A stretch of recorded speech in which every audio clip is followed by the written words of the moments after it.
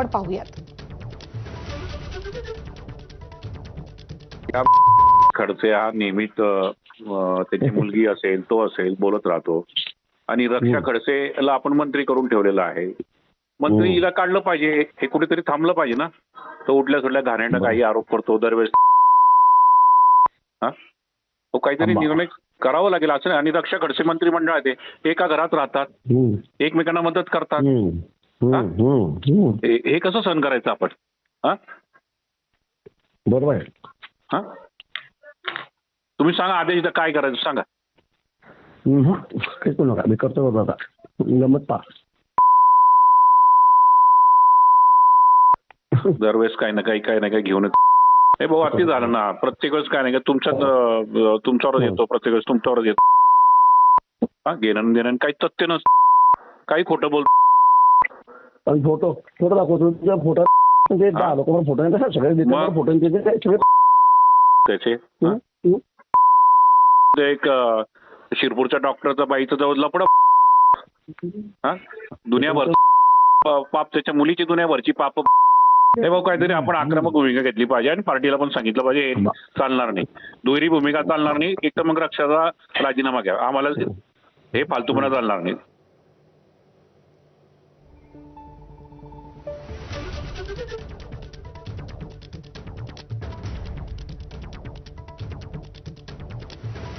शरद पवारांच्या राष्ट्रवादीचे नेते एकनाथ खडसे सध्या फोनवरून आपल्यासोबत जोडले गेलेले आहेत. खडसेजी नमस्कार.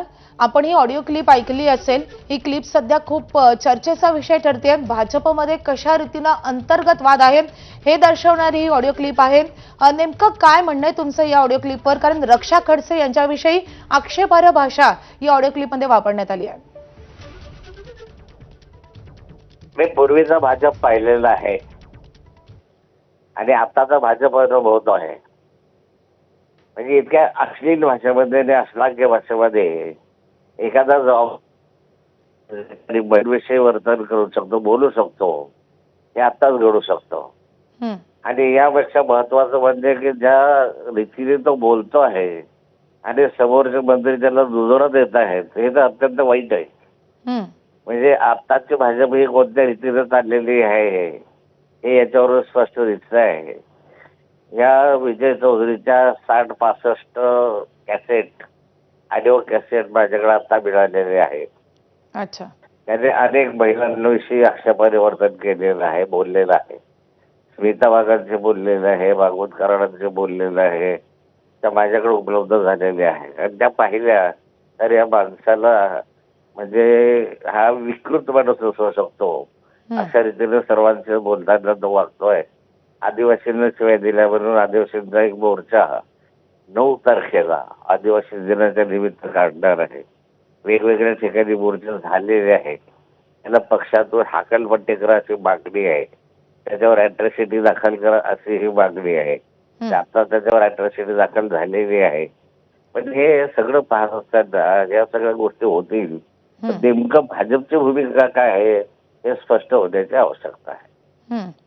भाजपची भूमिका काही वेळा स्पष्ट होईलही, मात्र आता ज्या पद्धतीनं ही ऑडिओ क्लिप समोर आली आहे यामध्ये असंही म्हणण्यात आलंय की रक्षा खडसे यांचा राजीनामा घ्या, काय चाललंय पक्षात वगैरे असे काही प्रश्न उपस्थित करण्यात आलेले आहेत. या अनुषंगाने तुमचं काय म्हणणं आहे? ज्या प्रकारे रक्षा खडसे या भाजपमध्ये आहेत, तुम्ही त्यांचे सासरे आहात, तुम्ही वेगळ्या पक्षात आहात आणि यावरच त्यांनी आक्षेप घेतलेला आहे. भाजपमधला अंतर्गत संघर्ष यामुळे चव्हाट्यावर येतोय. अशा अनेक ठिकाणी नारायण राणे काँग्रेसमध्ये आहे, त्यांचे चिरंजीव शिवसेनेमध्ये आहे, दिल्लीमध्ये अशा अनेक नेते आहेत की ते वेगवेगळ्या पक्षामध्ये आहेत. आज आता विजयराजे शिंदे यांचं उदाहरण मी पाहिलं. शिंदे त्या वर्षानुवर्ष काँग्रेसमध्ये राहिल्या, त्यांचे चिरंजीव हे भाजपमध्ये होते. ज्याचा ज्याचा पक्ष वेगवेगळा असू शकतो, परंतु अशा रीतीनं शिवीगाळ करणं, अश्लील बोलणं हे काही सोबत भाजपला तर सोबतच होते.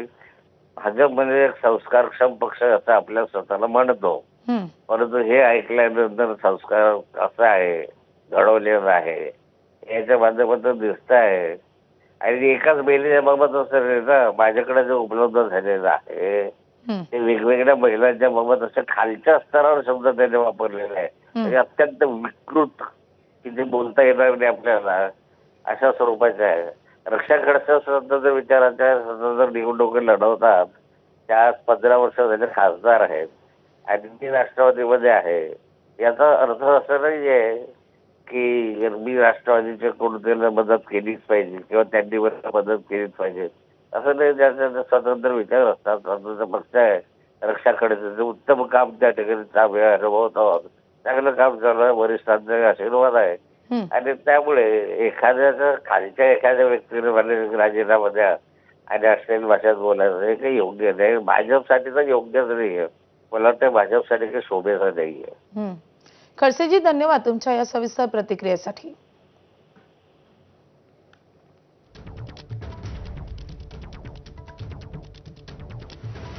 तर विजय चौधरी यांनी भाजपचे उत्तर महाराष्ट्र संयोजक पदाचा आता राजीनामा दिल्याचं समजतंय.